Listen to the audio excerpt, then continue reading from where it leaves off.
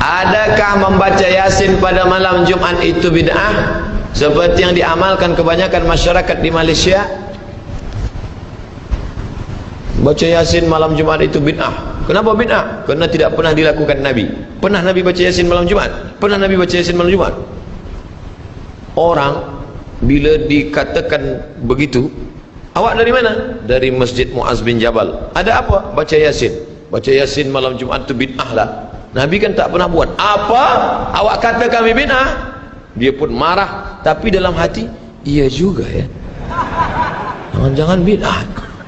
Pertama, marah. Yang kedua, iya juga. Yang ketiga, dia pula membid'ahkan orang esok hari. Itulah bahayanya bila orang tak tahu dalil. Sekarang saya tanya, baca Yasin malam Jumat itu bid'ah apa tidak? Bid'ah kan?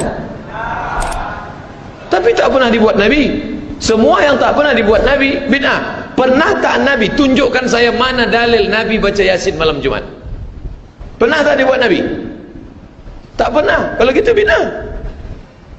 Dah banyak yang ragu kan? Sunnah itu ada 3. Yang pertama qaul, cakap. Yang kedua fi'il, perbuatan. Yang ketiga takrir, Nabi diam. Diamnya Nabi setuju, itu juga sunnah.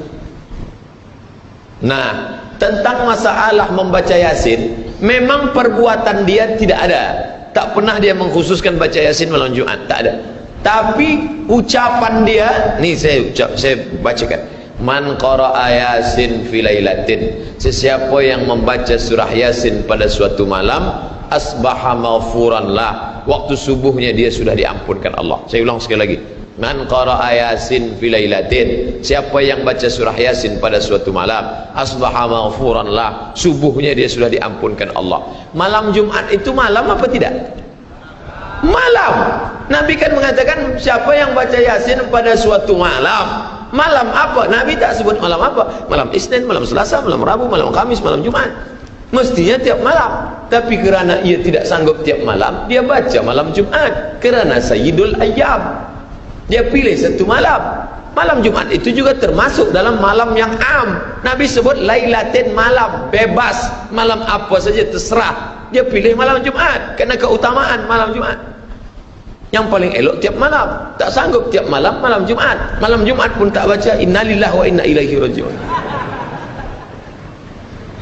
Lalu orang mengatakan Abdul Somad menyebarkan hadis palsu.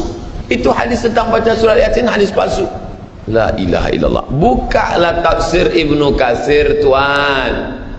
Nama penulisnya Imam Abul Fida Ismail Ibnu Katsir, ahli tafsir, ahli hadis.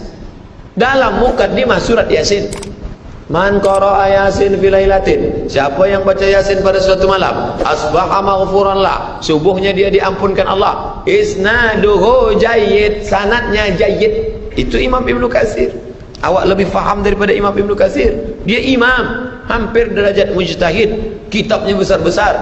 Al-Bidayah wan Nihayah Ibnu Katsir, At-Tafsir Quranil Azim Ibnu Katsir. Dia katakan itu tidak hadis dhaif, tapi hadis sanadnya jayyid, layak diamalkan, baik.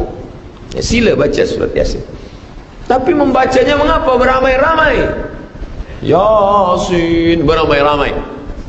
Apa kata Imam Ibnu Taimiyah? Wa qiraatul idarah. Qiraatul idarah, membaca bersama-sama, la ba'sa bi. La tidak, ba'sa apa-apa. La ba'sa tidak apa-apa. Boleh apa tak boleh? Boleh, la ba'sa tidak apa-apa.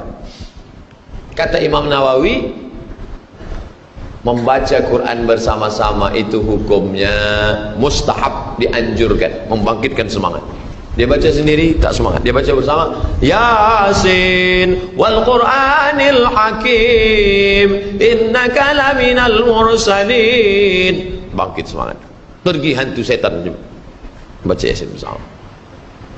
Tapi kata Imam Al-Buhuti, kalau tak sama bacaannya makruh. Ini Johan musabaqah tilawatil Quran, hebat bacaan. Yang ini tak pandai baca. Tapi manakala baca bersama, kita tak boleh bezakan, semua pandai. Padahal bila disuruh satu-satu, lain bunyi.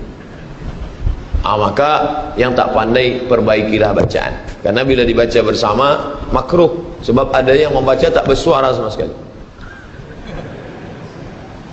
Ada sebab itu baca pelan-pelan, nanti setelah sama tajwidnya tahsin baca.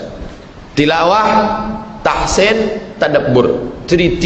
Tilawah baca, tahsin perbaiki bacaan, tajwid, tadabbur renungkan makna isi.